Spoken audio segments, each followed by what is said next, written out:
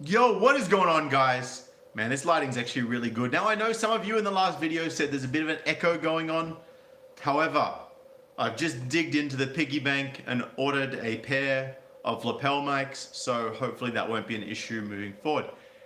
Anyway, here's today's story. Now, guys,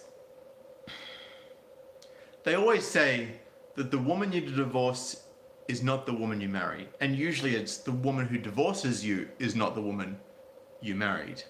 Right? So let's just reframe that a little bit to be a little more accurate. This story though, this was just the biggest red flag you could possibly imagine.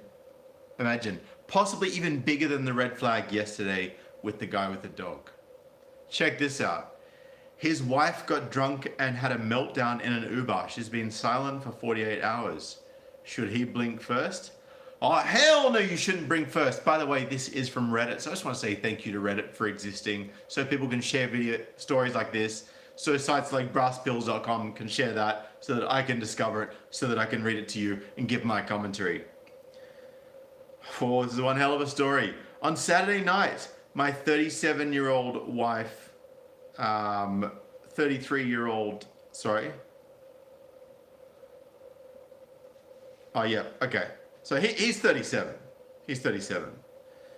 His 33-year-old wife, his 32-year-old sister, and his 59-year-old female joined him for a Veterans Day related event at a local hotel.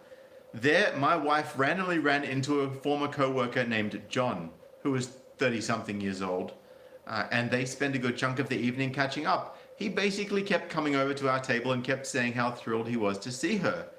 At one point, she went to the ladies' room with my sister, but ended up staying with him at another table. That's a red flag. She was never really far from me, and I didn't think much of it. But I did notice she was drinking a lot more than usual, considering we rarely drink. The event ended around midnight, and most people had cleared out already, but her and John were still talking, at which point I came over and said, "Honey, we have to go. Our Uber is waiting." You already know how this turned out, don't you? As we walked to the car, she made it clear she was not happy about me coming over and breaking up their conversation and called me, and I quote, a fucking asshole.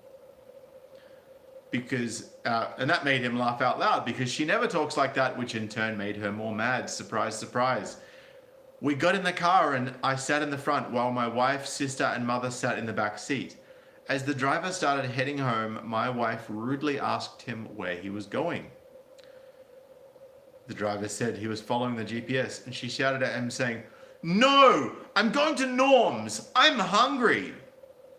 Norm's is a 24-hour Denny's type restaurant that we've been to only once in recent years. I apologized to the driver and asked him to keep following the GPS home, but she kept saying she was going to Norm's. This behavior was completely out of character for my wife, who is here's where it gets interesting, well-educated, which means she's most likely a feminist, and you know what that means. She's well-educated, apparently, and very respectful woman, which, to be fair, is a good quality. Being a respectful man or a respectful woman is a good quality. Apparently, up until now, she has been quite respectful. Not tonight, though. Not tonight. She'd never caused a scene in public and is always very friendly to Uber drivers. My sister and mother sat there quietly until my sister texted me. She wants to go to Norm's because that's where John is going. I can see her phone and he's texting her right now. So the sister knows that the wife is texting this dude that she's been flirting with all night and wants to go to Norm's so she can catch up more with this guy. Right? You can see this attempted monkey branch going on here. She's like grabbing on, she's like, "Oh, give me that branch. Give me that branch. I want the branch over there at Norm's." And the branch's name is John. After that, I told my wife, who was getting louder and more obnoxious, that we could go to Norm's for Sunday brunch in the morning, but that we needed to get home. From there, things took a turn for the worse. She started screaming something like, "What am I going to do at home? Play around with your little dick? Your little dick does nothing for me. I should have fucked John when I had the chance. It's time I start fucking real men." Boom. truth comes out. My world fell apart right there in that stranger's car with the 3 people I love most in this world. My mother and sister intervened by telling her to shut up, but she kept going, telling me how bad I was in bed and how I couldn't get her pregnant, along with a bunch of other outrageous things that I can't even repeat because it hurts so much. When we finally got home, my sister and mother, who was crying by the way, went inside the house and I tried to negotiate my wife's exit from the vehicle. After a few minutes, I gave up and told the driver to take her wherever she wanted to go. At that point, I was more concerned about my mother. About 30 minutes later, I got the notification that the ride had ended. She wound up going to her parents' house. That was over 48 hours ago, and I haven't heard a peep from her. I haven't tried to contact her either. Her dad came over tonight to get her car and some clothes because she has to work tomorrow. I told him exactly what happened. He said she's not talking at all. She just told them, her parents, that she would be at their house for a few days. So they thought that I was to blame for whatever happened. Of course, they were led to believe that he was to blame for what happened. And by the way, massive thank you to Kay to the Swiss for the $10 donation. It says, stay awesome, Sydney MGTOW is freedom. Appreciate you, Kay to the Swiss. I really don't know what to do. I'm still shaking off anger for what she did and fear that my marriage might be over just like that with no warning whatsoever. For the record, it's not that I can't get her pregnant. She's the one who can't have children. But of course she blamed it on him because that's what people who don't want to take accountability for their actions do. So she can't have children because she's probably past her fertility window, or she's taken lots of drugs and smoked lots of drugs and drank lots of alcohol and basically just trashed her body in her younger years. By the way, guys, if you want to smoke, drink, do drugs, whatever, that's cool.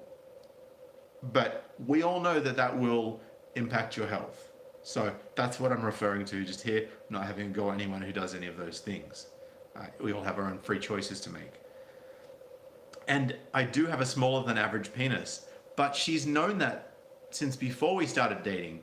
We met in 2007 and became best friends. Oh, isn't it sweet how they start off as best friends? And then she's like, oh, you know, got the love of my life and my best friend all in one. But I still want to fuck that guy down the street who's got a massive cock that bulges in his pants every time he walks past me.